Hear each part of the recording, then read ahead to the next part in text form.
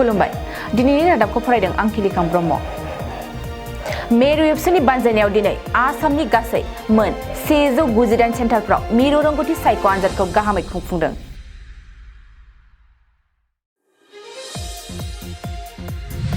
बाक्सा जिल्लानि सिङाव थानाय सुबनखाता ओनसोलाव हाग्रानि मैदेरा हरनि समाव सनि मन्दिरखौ थेर-बेथेर खालामदों। जिब जुनार सम्पदफोरखौ संरैखाथि होनायनि नोजोरजों मावफुं सोद्रोमा रनजित बसुमतारिया एन्टि पचिं केम्पखौ बेखेवदों। धेमाजि जिल्लानि जनायाव रेलगारिजों जाब्रबथायाव सासे अट' सालायग्राया खुनुरुखुम जिउ रैखा।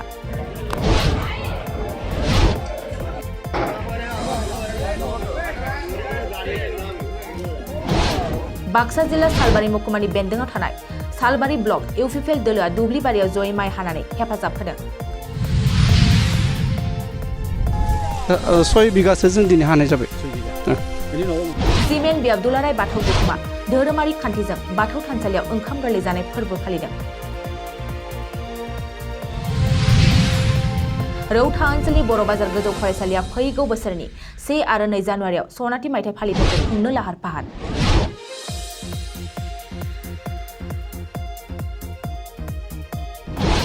दिनै मिरु रोंगौथि सायख' आनजादखौ बाक्सा जिल्लानि सिमला गोजौसिन फरायसालियावबो खुंदों। उदालगुरि जिल्लानि मोन 22 दखरानि सिङाव मोन 30 सेन्टारफ्राव मिरु रोंगौथि सायख' आनजादखौ गाहामै खुंफुंदों।